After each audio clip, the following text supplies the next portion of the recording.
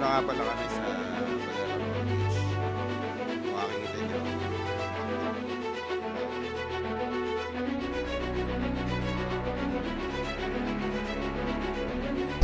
Thank God we trust. Kaya mo natin sa kanto.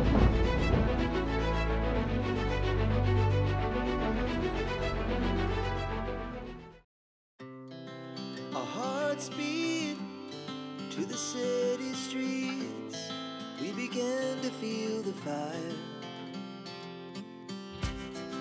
We rise like tall buildings as the chemicals they take us higher.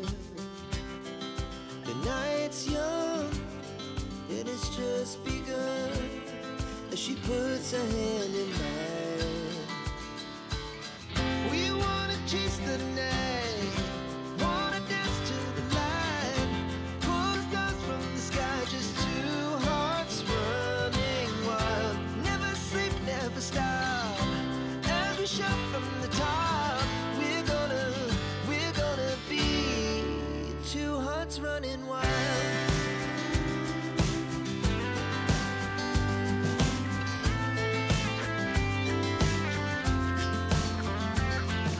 So yun nga, nag-stop ako dito sa gawin na to. Dito to sa Bundok Bakery. Kasi umuulan.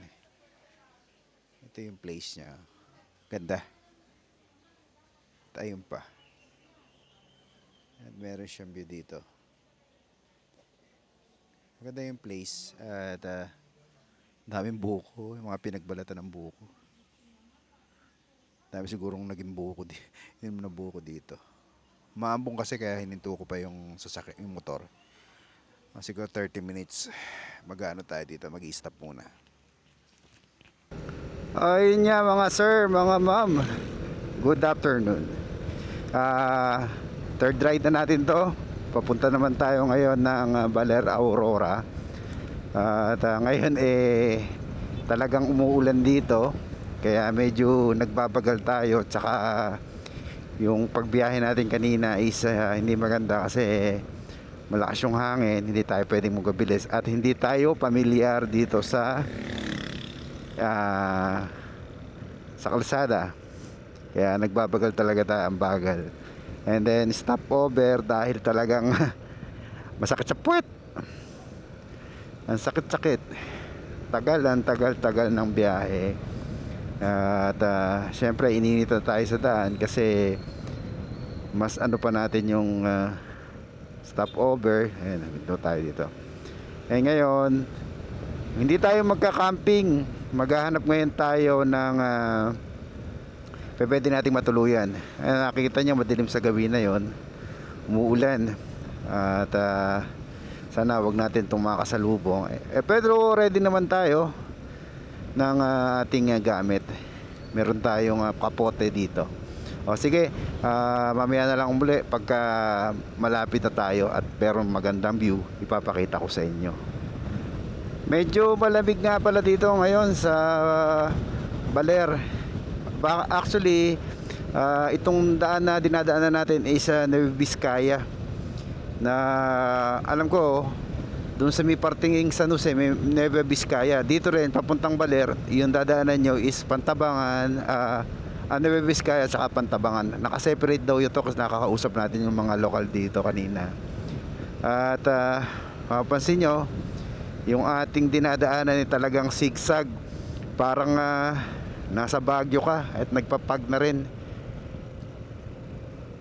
Kaya inabot na rin tayo ng dilim. Tsaka ito nga talaga yung gusto ko, yung abutin tayo ng dilim dito para magamit din natin yung pinakabit natin na mini driving light.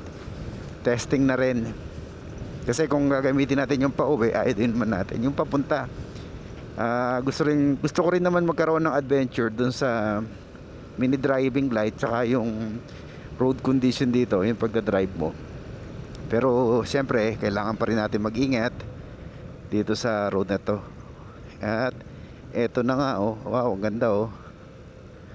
Ayun, meron siyang Aurora.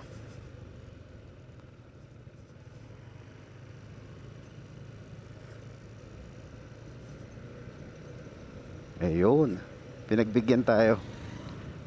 Pasok tayo dito. Maria Aurora. Umuulan. At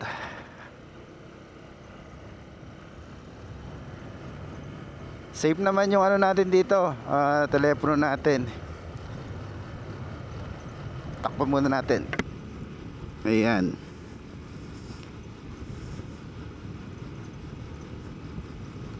Medyo talagang yan, nagbabasa tayo dito. Umuulan na pala sa gawin na to talaga dito.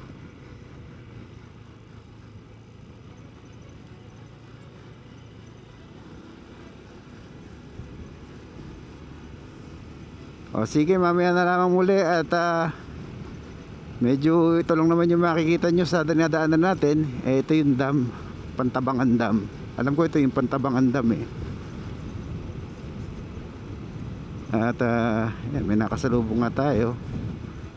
Motor lang naman din naman eh. Kailangan natin siguro mag-intay dito or gumilid. Ayan.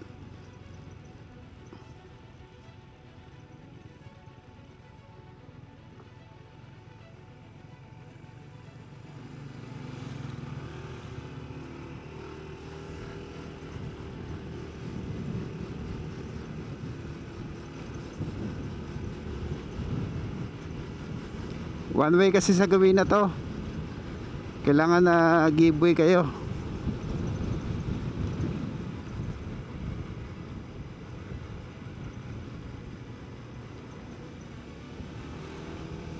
At eto na nga, medyo ginabi na tayo dito. Kaya tsaka umuulan pa. At yung cellphone naman natin, safe naman yan.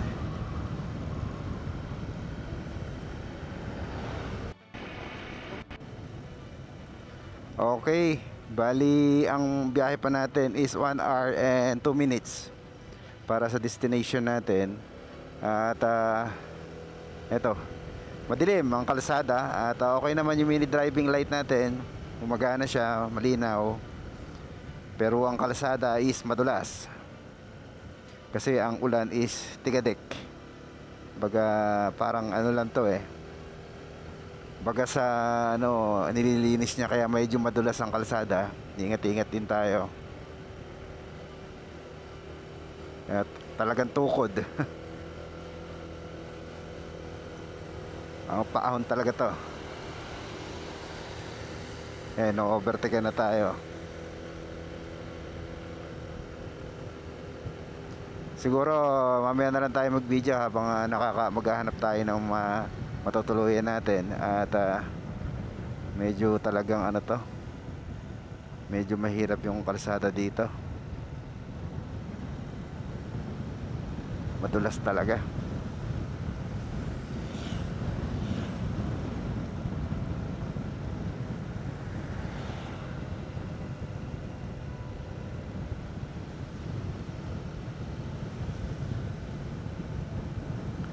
At eto talaga, kailangan mag-iingat kasi talagang hindi ko maano tong matansya yung kalsada dito. Tukod eh. Tapos tumututok pa tong nasa likod natin.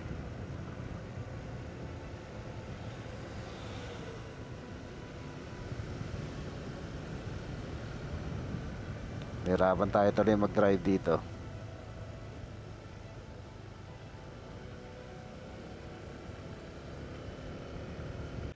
Good morning mga sir. Ito kaka-adventure natin. Ito na inabot tayo ng gabi dun sa daan kasi gusto nating masubukan yung ano natin, driving light. Eh okay naman siya. Kaso inabutan tayo ng ulan. Hindi natin, unexpected naman yung weather dito sa Baler kasi umuulan pala dito tuwing hapon. Ngayon, umaga na, mag-alas 7 na at papakita ko sa inyo yung room na nirent natin. Ito nga palang room na to is 2,000. Kinagat ko na kasi talagang pagod na ako. Ito yung room na spare kasi hindi naman natin ginamit to, yung kabila ginamit. Hindi ko papakita kasi nandun yung mga gamit natin. Eh madumi. Meron siyang TV, papakita ko rin sa inyo. Ayan, may TV siya. Ayan yung gamit natin. At yung tinapay na binili natin. Soft drinks. Tsaka yung tubig na baon natin gamit. Ayan, jacket natin kasi nabasa nga sa ulan. Ito rin yung banyo. May hot water para kayong binabalatan sa init. Tapos, CR. Nagamit na natin kaya medyo basya. Naligo na tayo. So yun mga sir, dito tayo ngayon sa Baler Beach. Kung makikita nyo, sa likod ko, pakalakas ng alon. Kasi sa taas, nakapunta ulan. Madilim. Ayan o. Talagang malakas ang ulan.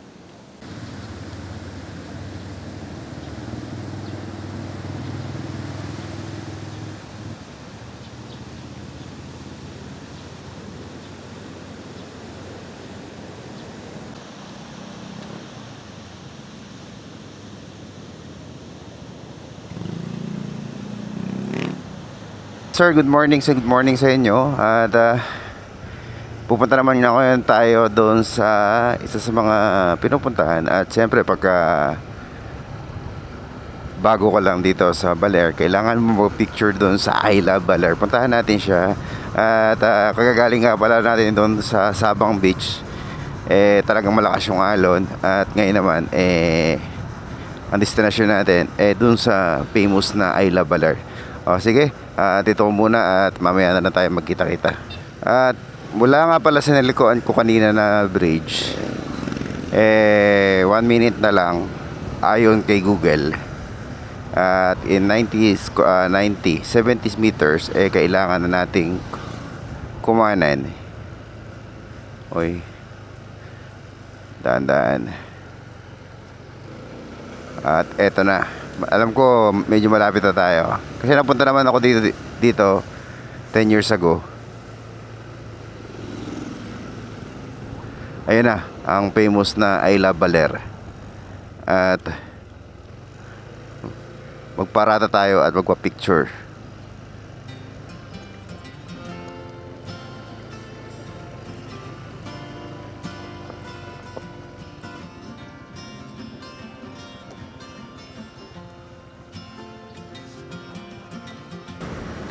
So yun nga mga sir, ayun nga, pinakita ko sa inyo na talagang pagdating ng hapon dito at umaga ay umuulan dito sa Baler. Ngayon papauwi na tayo. At na-enjoy man natin yung pagpunta natin dito, joy rides, baga long drive yung nangyayari dahil nga umuulan.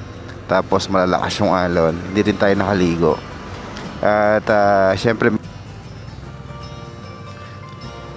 kakaliwa tayo, kakanan pala tayo dito, namali tayo.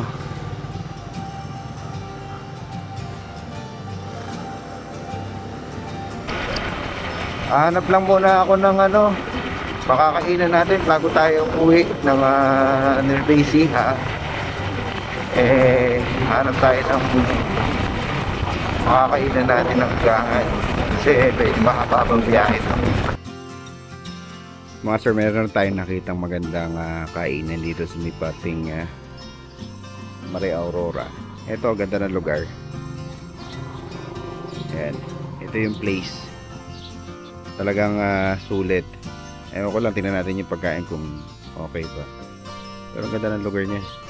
Kung galing kayo sa travel, pwede kayong dumaan dito mag lunch, breakfast. Ganda ng lugar, oh. Maluwang. Ayan.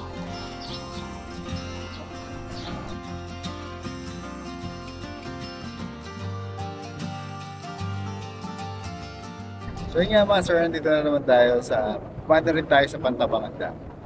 Makikita nyo. Ito yun. Bumili na lang natin bago tayo umuwi para lang makomplete yung vlog natin kasi medyo hindi maganda yung naging audio natin doon sa pagpunta natin sa Baler kasi kakamulan. Post na rin tayo ng mga footage. Nandito mapapakita ko sa inyo. Ito yung Baler.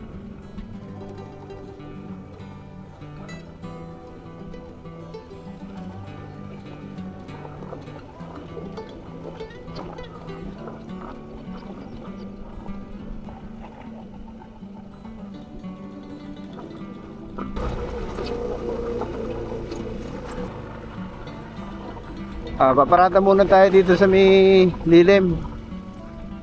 Ayun, dito.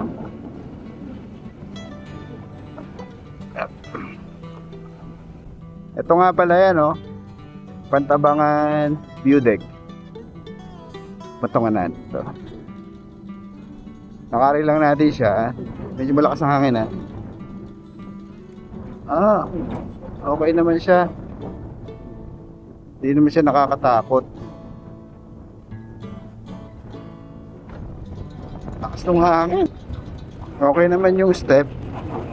Talagang hindi na ako nagtanggal ng helmet. For the experience baga, pupunta tayo doon sa gawin na yan. Nakatakot. Sa baba. Ay naku. Tapos ang lakas ng hangin talaga. Ay, gumagalaw.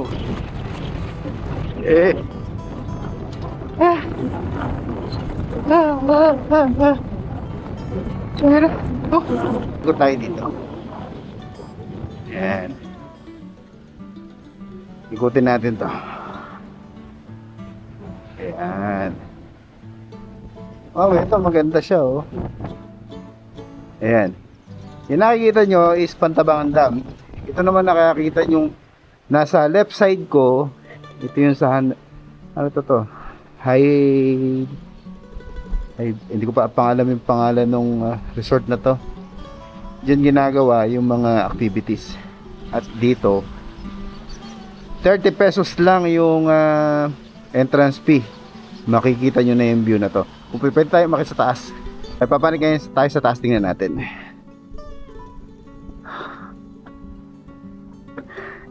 Hindi na ako nagtagal ng helmet. Wow. Wow. Ganda.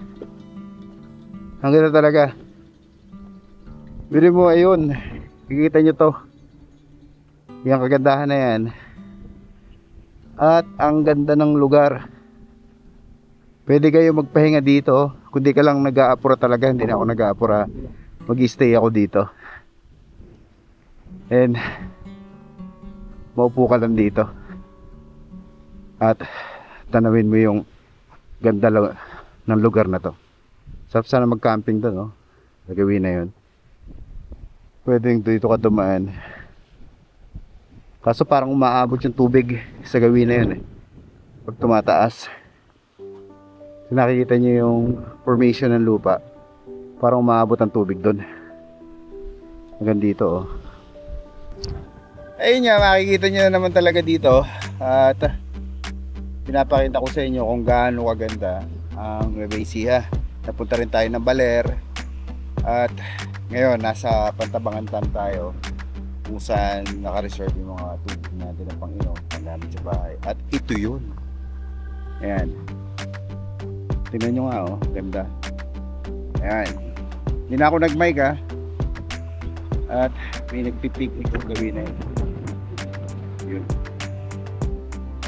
At alam ko pwede kayong boating dito sa gawin ito.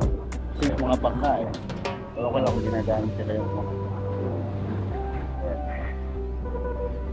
Alam ko ito yung lubog, pinalubog na barangay dito para maging ano ng tubig, timbangan ng tubig. Napakalawak nito. So yun yung mga sir, hanggang sa muli. Dito ko na lamang puputulin ang vlog ko. Sana yung mga hindi pa nagsusubscribe dyan, subscribe nyo na. God bless, stay safe, bye.